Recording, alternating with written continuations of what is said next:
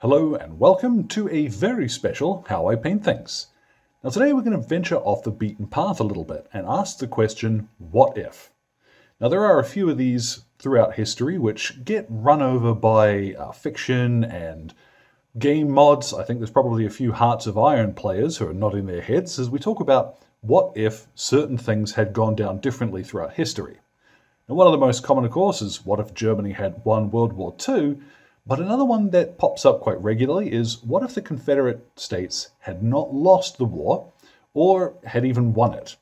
Now there's a few different takes on this, and Harry Turtledove's Southern Victory series is probably one of the best known, but for the wargamer who wants something a little bit different to put on the table, this can be a pretty rich vein to mine. So I'm going to put a complete parts list in the description so that you can follow along and build this if you like, but I will mention a few alternatives as we go. All of the paints will be listed in the description too, so let's get started. Now before we get straight to the painting, I want to talk through some of my choices for the miniature, because this is kind of the fun part. When you're doing alternate history stuff, when you are sourcing miniatures for these kind of projects, it's the thought experiment. You know, it is the what might have happened, where might things have been sourced. It's part of the fun. It's like research for a true historical game, but without having to do the research, which is great. So my thinking here, I have used the alternate World War I Confederate bodies from Wargames Atlantic, but I haven't used the weaponry that comes with them, and there's a reason for that. So I'm looking at it from the perspective, in the Southern Victory novel series, it's put that the northern states, the United States, are the ones that end up allied to the German Empire. Where, from my perspective, I'm going to flip that. Because if you're looking at it from the southern perspective, you like, the industrial powerhouse that is the North is something that the South is not likely to have caught up with. And it's only, if you look at the end of the Civil War to the start of World War I, if we look at 1914, that's not even 50 years.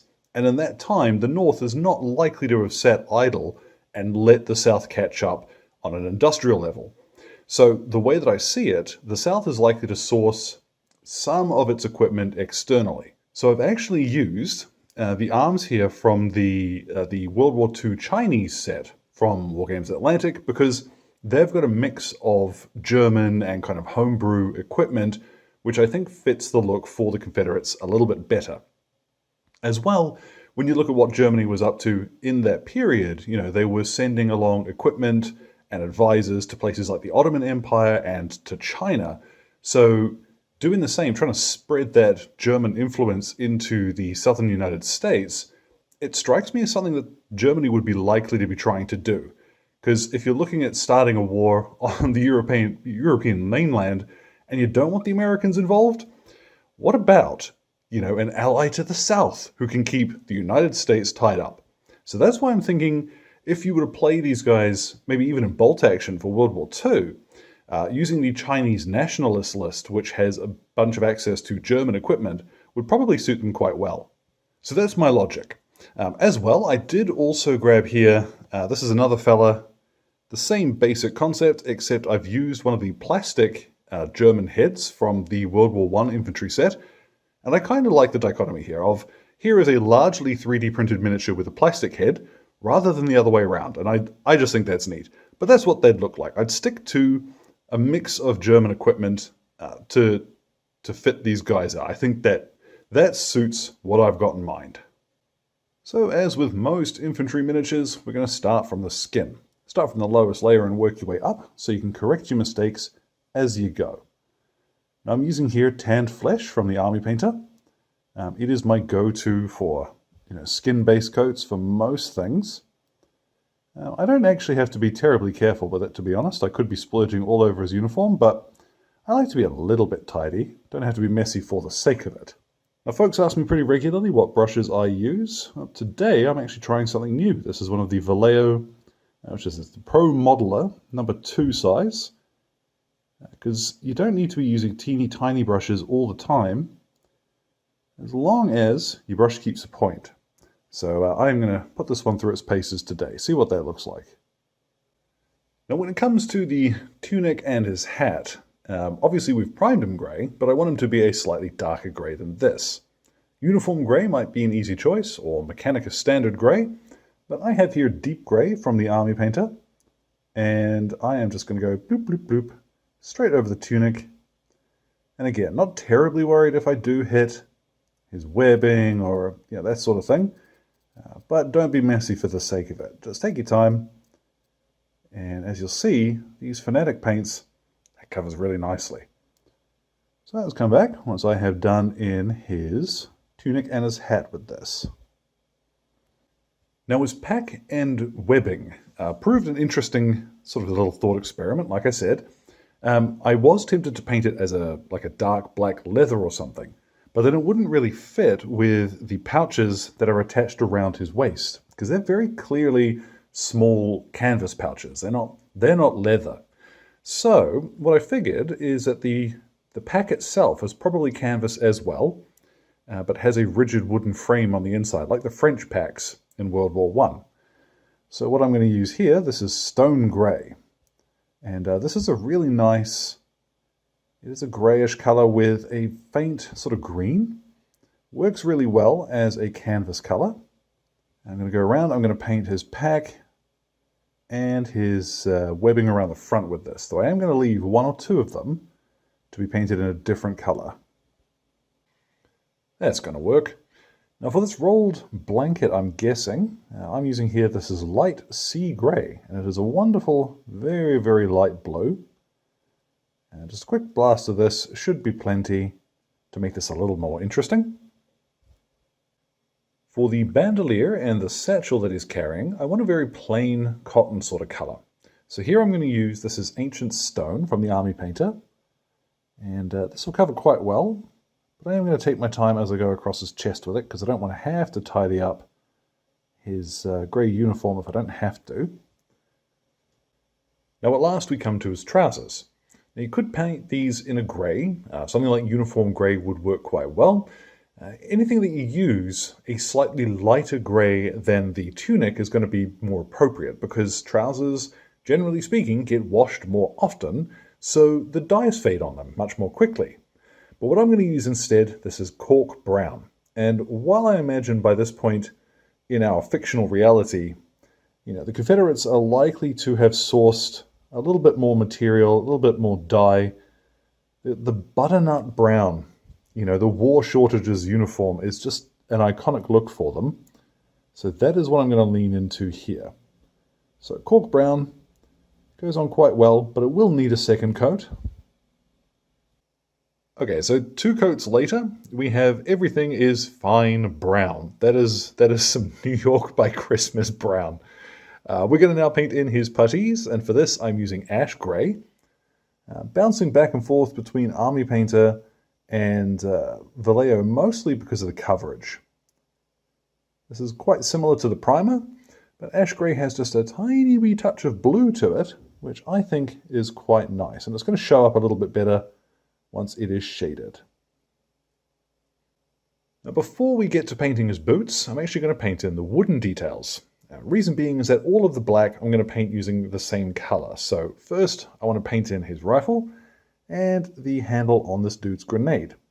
Now for this I'm using beige brown. Again, this is another Vallejo color. There isn't really a correct color for wood. I would suggest flat brown is nice if you prefer a darker, slightly more reddish tint to your wood, but it is up to you. So over the rifle and his grenade handle, and that magic color is going to be German grey. Now this is a wonderful just off black. It's got a tiny touch of blue to it, and the reason why I like using this for metal and fabric and all that sort of stuff is that when we shade over the top of this, it's still going to give us a little bit of depth. If you want, you can use a pure black here. It's really your choice. But German grey is my go-to for a reason. And now the last thing to do is to determine what colour you're going to do his hair. Now I'm going to use here chocolate brown, but this is very much a case of pick whatever you think looks cool. Once I've done this, I'm going to cruise around the miniature and just look for any bits which need a little bit of cleanup. And then we should be ready to go ahead and shade them. Now once it has all dried and settled, it's time to go ahead and shade them. Now I've mixed up here, this is half and half strong tone and speed paint medium. You could use a quick shade mixing medium, but I've come to really enjoy using the speed paint medium because it gives us a little bit more flow. So as you can see, I'm not being terribly careful with this. Just blast it over the whole miniature, and then anywhere you get big clumpy bits like this on his side here, just guide it around until it settles somewhere that you want it to. Don't just pop it on and leave it like that and then complain it's not working. You do have to work with this a little bit to get the most out of it. So over the entire miniature, and then we'll leave it to dry for about half an hour. See what we get.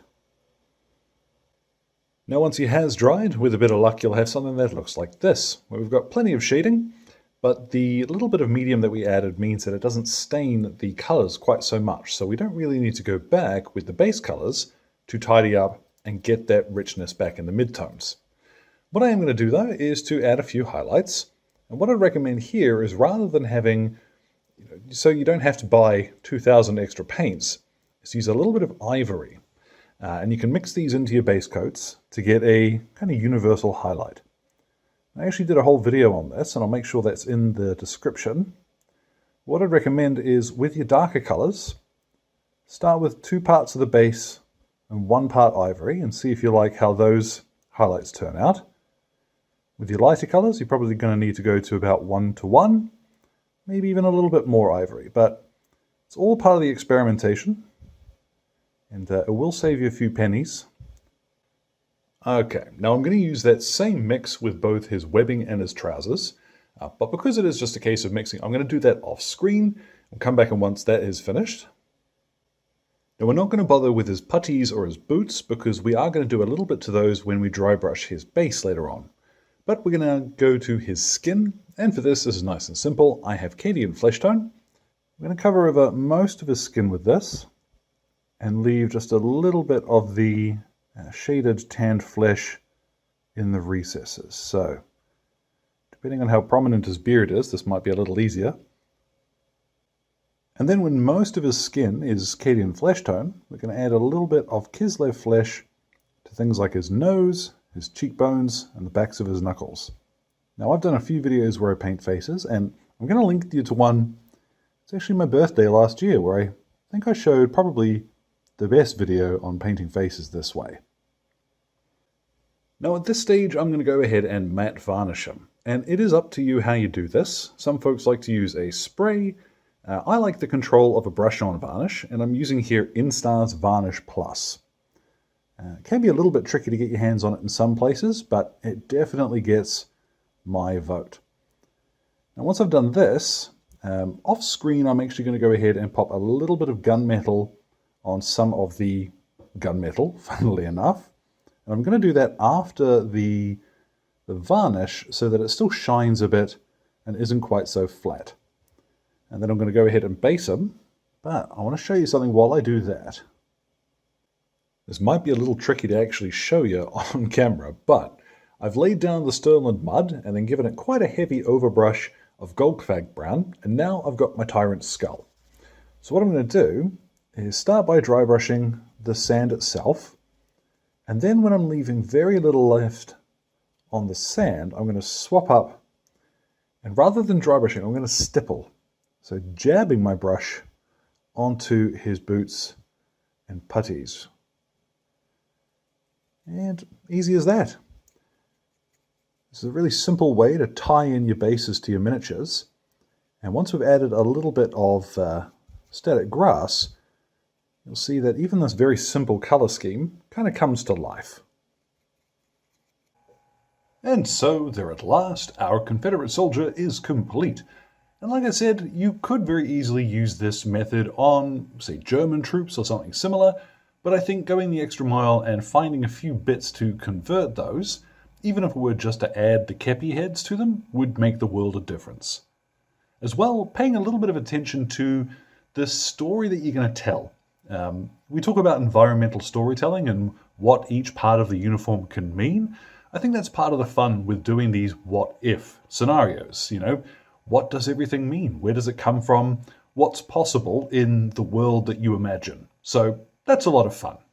So as always, thank you very much to Exit23 Games for the light and sound equipment, as well as all of my wonderful patrons who are keeping me ticking in paints and glue, and very importantly, resin, including my wonderful producers who are showing up on screen now. Without your support, folks, this channel wouldn't happen. Now, any questions or anything, feel free to drop them in the old comment box below. My Twitter and Instagram are both linked there too. So thank you very much for your time, one and all, and you all enjoy the rest of your day.